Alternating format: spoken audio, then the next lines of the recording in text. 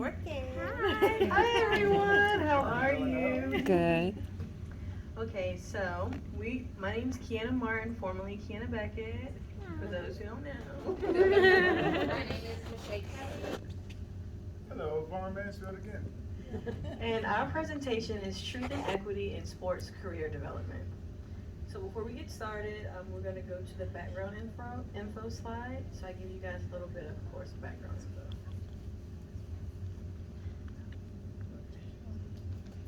Okay, so what we were tasked with is that we formed a consultant group. So our name is 21st Century Consultants, and we are, of course, culturally competent social justice counselors, and we were tasked to create a program for middle school students.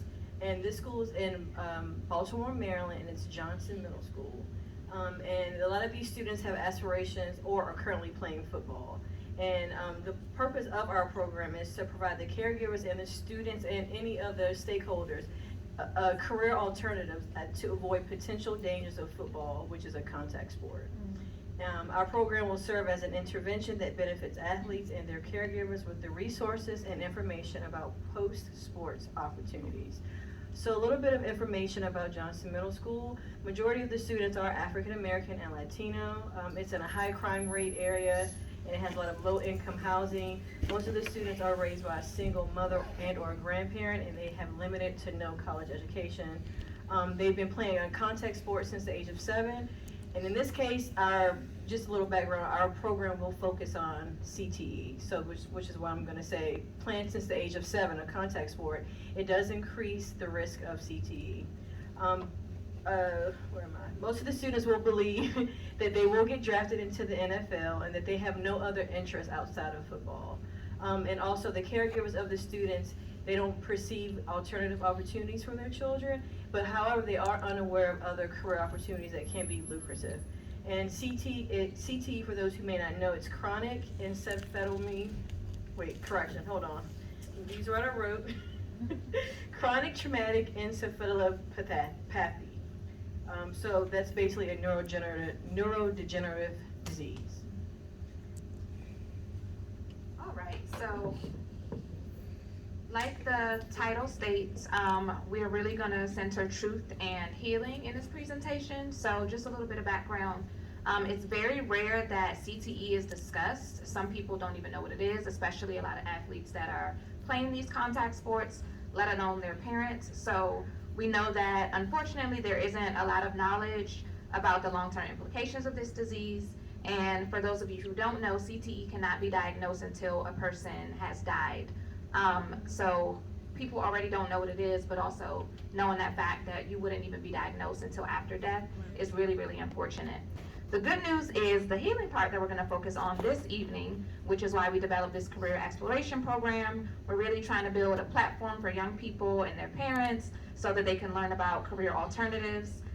We understand the dynamics of being parents and the reasons. We also want to recognize the circumstances, understanding that most families want upward mobility. So we don't want to just tell them about, making it to the NFL. We want to introduce them to alternative career options. We want to tell them about higher education. We also want them to be able to make money and provide other opportunities for them.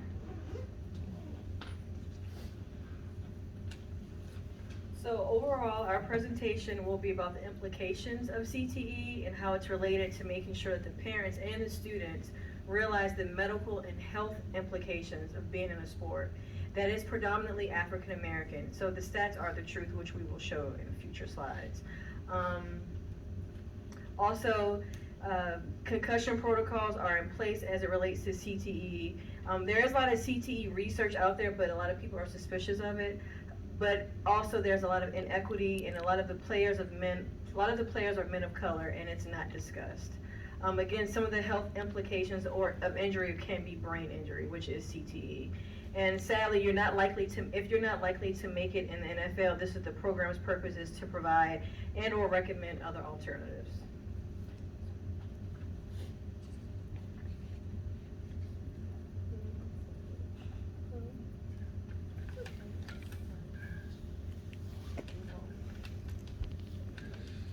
All right, overall, the presentation is about the implications of CTE and related to making sure parents and students realize medical health implications of being in a sport that is predominantly African American.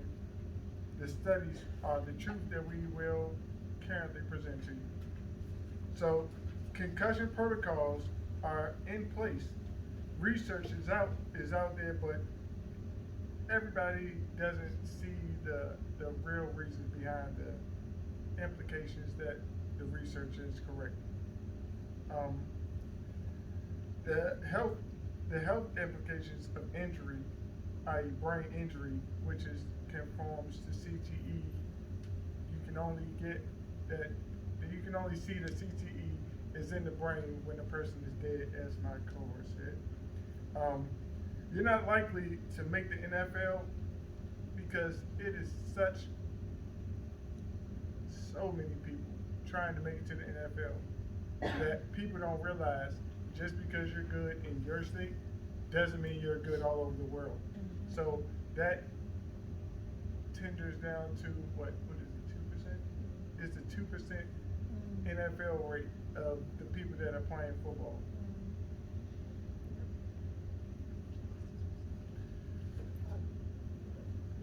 So again, so the way that this all ties in together with ACEs and CTE research is, again, it's about the impact on the brain and trauma and the physical trauma. So now we know that the impact of trauma physically is CTE and environmentally it's ACEs. So as we've all heard all night long what ACEs is, of course, adverse childhood experiences, which are traumatic events that occur in a child before the age of 18. They've experienced any types of trauma, such as witnessing violence in their community, having a family member die or attempt suicide, growing up in an environment with substance abuse, or have mental health problems, or an incarcerated parent. The CDC has stated that ACEs is linked to chronic issues and have adverse health effects of the health and well-being, such as mental illness and substance abuse in adolescence and childhood. Again, ACEs can lead to chronic diseases such as cancer, heart disease, and diabetes. And studies have shown that some children are at a greater risk of being impacted by ACEs than other counterparts. So in this case, women and many racial ethnic minority groups have a higher chance of experiencing 4 more types of ACEs.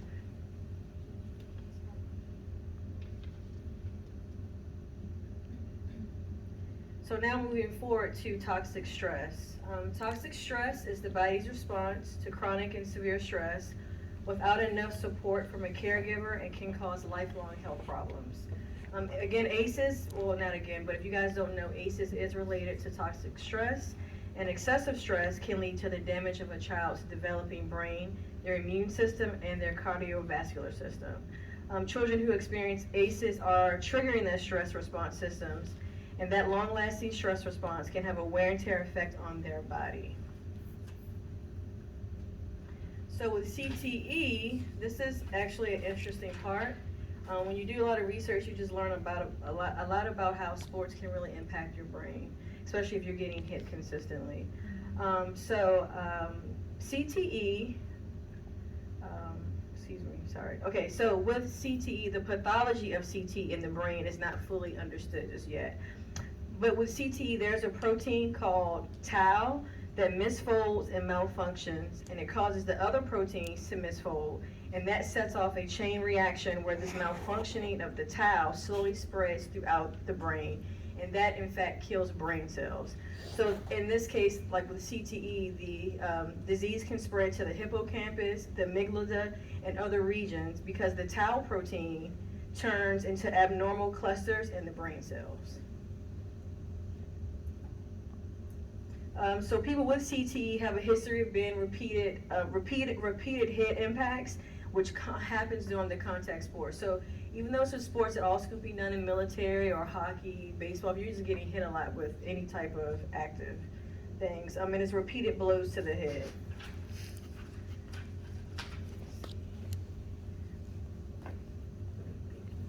So some symptoms of CTE are mood, changes in your mood and your behavior, your cognitive symptoms, impulse control difficulties such as aggression and mood swings, depression, paranoia, and anxiety.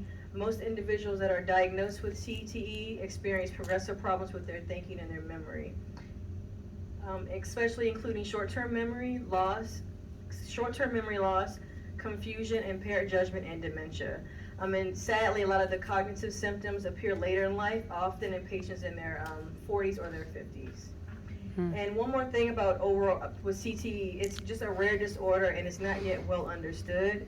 And as Michelle mentioned, it only can be diagnosed like during an autopsy.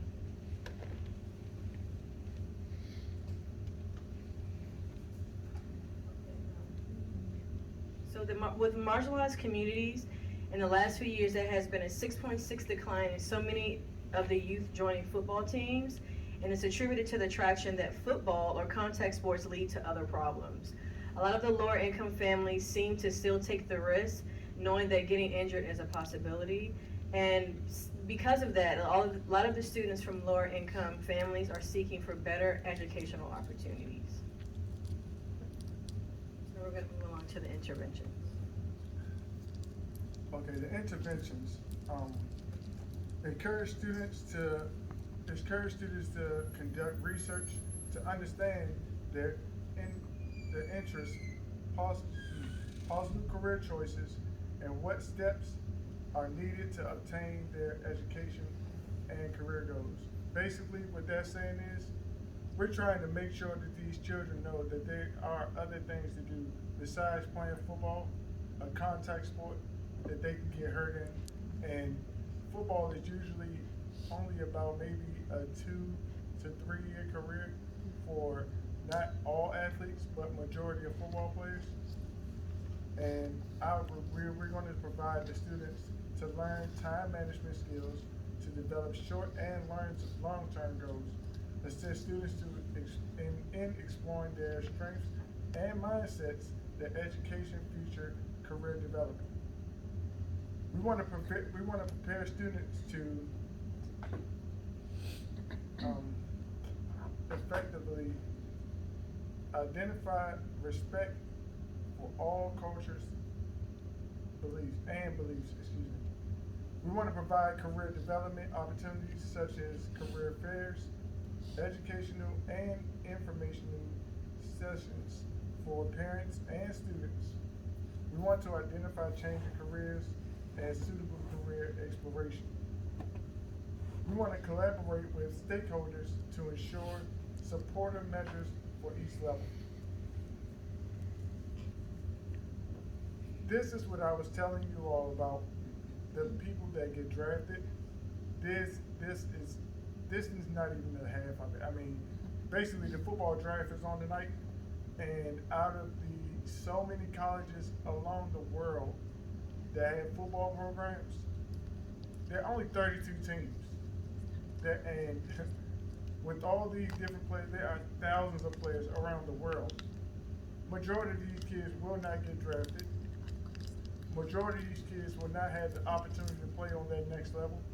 So the whole goal with this group of ours is to allow the kids to see that there are different opportunities for them to grow, make money, and be successful, and not get brain injury.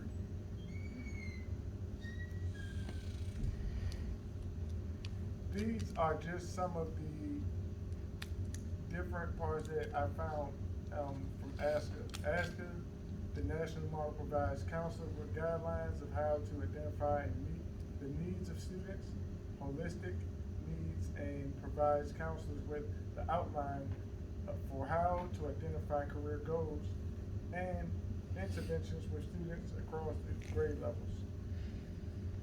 The theory directly coincides with Maslow's hierarchy of needs and highlights the individuals get driven to fulfill their need for love and belongingness. Okay, so now that we've given you background information about ACEs and CTE, we're going to talk to you about the career exploration program that we came up with. Okay, so first we want to work with this group of young people and talk to them about the purpose of our program. So the main purpose of this program is to provide education and exploration.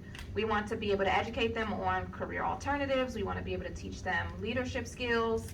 We want to also work with their parents and develop workshops for them so that they know what those career alternatives look like. We also want to provide the CTE research that we share with you with the parents, because many of these parents don't even know that CTE is such a harmful thing.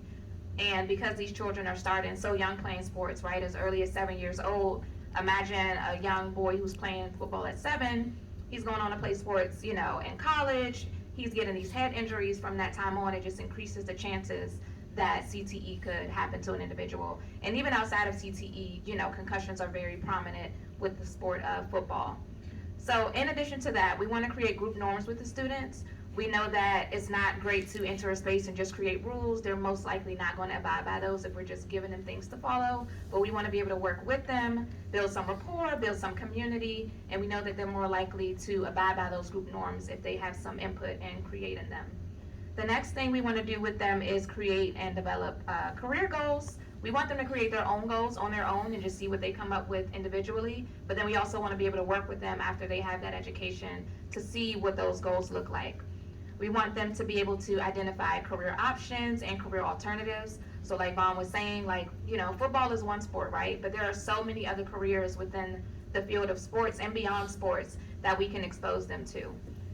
Next, we want to be able to speak to professionals that are in related careers. So in a little bit, we'll talk to some individuals who have played professional sports. We've also spoken to someone who is a current NFL player who's giving advice to these young people. We're going to do some backwards career planning, right? So if you say that you want to be an NFL player or maybe like a sports journalist, so what does that look like? What would it take to get to that point and achieve that career? Next, we're going to do, we'll do some team building and developing leadership skills with them.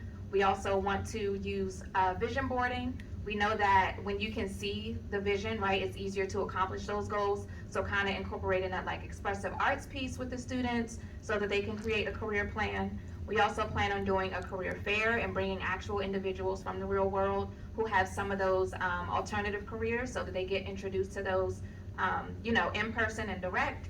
And we also plan on providing them with a resource bank. And in that resource bank, they'll have access to mental health services, they'll have access to tutoring services, etc. The alternate careers that we have, we all did interviews. Well, I did interviews with a few former NFL players and the careers that they have.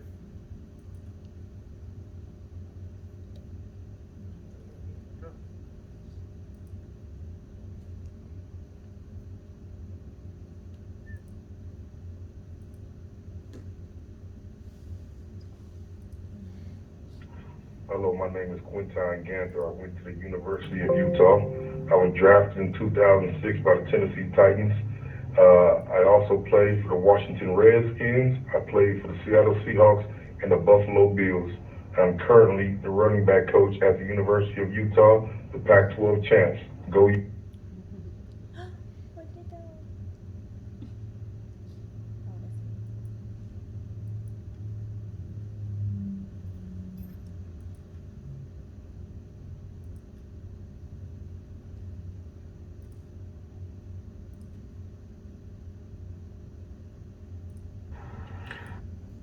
Hi everybody, my name is Sean James. I wanted to come on here and talk about my career path as a professional athlete and transitioning into what I do today. I attended Missouri Southern State University. I was a two-sport athlete there. I ran track and played football. I later signed with the Minnesota Vikings. I spent 2 seasons with the Vikings before being released, and then I got picked up by the Chicago Bears and I spent a season there. My path to New York was based off one specific thing. I wanted to be a businessman and I wanted to work in finance. And that's where the most opportunity was for me. So I moved to New York. I've been here for almost 30 years. I have a company called Bequest Management. It's a financial management company. We help a lot of players transition from playing football to becoming entrepreneurs. So those are just two guys that I know or have intertwined with that basically I'm cool with. So they just wanted to express themselves and this just shows that there are so many opportunities outside of football of careers that they do pay well. You might not get millions of dollars tomorrow, but they do pay well enough that you're well off and you don't ever have to worry about getting brain injuries from sitting in the office. So we also spoke to a current NFL player to ask him about some of the important skills and mindsets that young athletes should keep in mind. And his advice, quote, was young athletes should focus on respect, people skills, time management, listening skills, and staying curious. He said that these skills encourage a thirst for knowledge as well as keep you treading upward. Not everything will go as planned, but that is where resiliency comes into play. Similar to sports, you will fall short, but it's all about how you respond to the chips you were given. Control what you can control, everything else will fall into place. And then when we asked him about career alternatives that young athletes should consider, he said that young athletes should pursue something that they are first passionate about, right? So we want to make sure that they're choosing something that they enjoy, something that they love. And like Vaughn said, and some of the other gentlemen that you heard from, this could be a range of careers. This could include working with young people. This could be working in real estate, barbering, financial positions. We know that the gentleman that you all just heard from, he said that he helps athletes, learn about managing finances, right? So that will be another career alternatives. He said that sports have many transferable skills that are really beneficial in all career areas. So we want to make sure that we are teaching them transferable skills that they're already learning while they're football players, so that they can take those skills and use them to transition into other careers. So these might be two gentlemen that you recognize. So at the top, we have Michael Strahan, who we know is a journalist. He used to play for the New York Giants for many years, but is now an actor, has a great career in broadcasting and sports journalism. At the bottom, we have Tony Romo, who played for the Dallas Cowboys for many years. He is also a sports journalist. So when we think about those alternative careers, right, we're thinking about folks who aren't playing football or what they're doing after they play football. These are two great examples of individuals who have transitioned careers but are still seeing a lot of success. We also listed a lot of sports-related careers, right? So we know that they have an interest in sports, so we want to start with that, and maybe they'll expand to other things. So on this list, you see that they can become coaches, referees, they can enter sports development, sports medicine and healthcare, sports and exercise science, fitness instructing, and at the bottom we have sports broadcasting, like we mentioned, even sports photography, event management, and then representing athletes. So all of these careers are sports adjacent, right? So if they're not becoming athletes, they can still do something within that same career field. And then what was his name? Tony Chelsea, who currently plays for the Buccaneers, he spoke to those transferable skills that they're already obtaining as football players. So we know that transferable skills are valuable assets to have. We know that athletes can gain invaluable skills that are learned through sports, and that they can contribute to other areas of their life, such as academic settings and future careers, like we said. Transferable skills that athletes can acquire for the sports and life success are goal setting, focus, team building, motivation, and resiliency. Additional transferable skills include communication, strong work ethic, critical thinking, accountability, performing under pressure, time management, discipline, and respect. And we're going to move forward to executive functioning. So executive function is also known as the management system of the brain. So that's a skill set that focuses on like working memory, flexible thinking, and self-control. It also describes the set of cognitive processes that help an individual plan, monitor, and successfully execute their goals. I also wanted to mention that with executive dysfunction, which is obviously the opposite of executive functioning, it's believed to be one of the earliest signs of CTE. And those symptoms of executive dysfunction are time blindness or an inability to plan for and keep in mind future events. Additionally, some individuals may have, difficulty to meeting long-term goals, organizing materials, setting schedules, and controlling emotions or impulses. And then to end, we'll just add that by providing education and exploration to these young people and their parents, we're able to expose them to alternative careers and provide them with, letting them know that those transferable skills can transition to other careers, and by doing so, that they have a more positive outlook and positive future. That's all.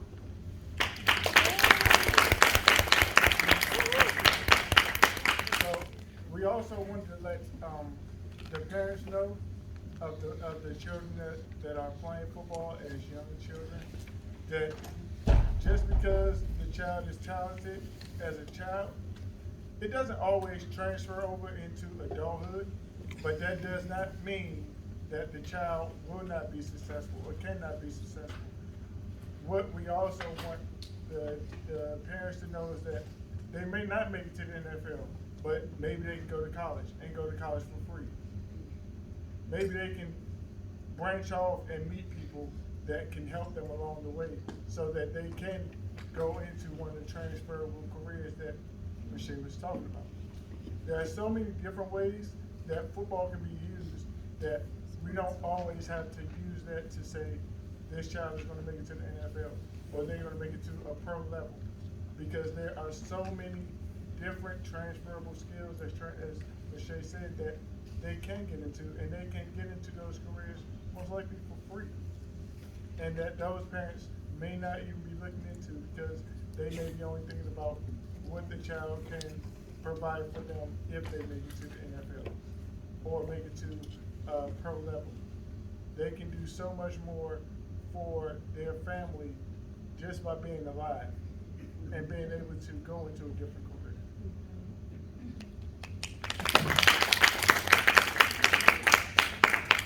Anybody have any questions? Excellent presentation. So far, you know, you and I like football. We done talked about it a lot. Is flag football an alternative in terms of less hitting, you know, and maybe decreasing the CTE? Flag football is a transferable sport, but that doesn't mean they're gonna make money on it. They can do it. They can do it just for recreation, of course, and there is no contact in it, so that's a good thing. But it is transferable, but it's not a transferable sport to make money. But I mean, it can be good just for them to have something to do, just to stay in shape, I guess. I just forgot to mention, I think you may have mentioned it, but if you guys, remember Aaron Hernandez and that Netflix special, they say he had CTE, and that shows a lot of the executive dysfunction, like with his aggression and mood and his cognitive dysfunction, all those types of things. So that happens with athletes and getting traumatic head injuries consistently over a number of years. And then, he didn't even realize it could have been why, but he's deceased and they figured it out for him.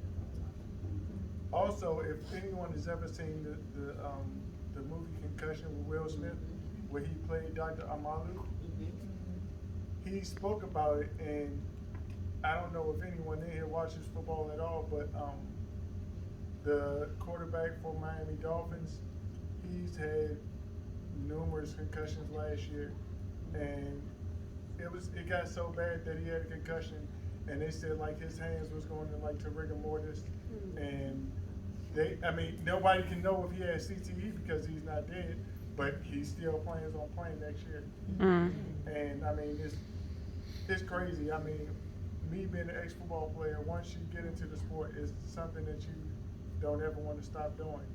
And it makes a difference that he has a child and a wife, but you only see the provision for trying to provide for your family.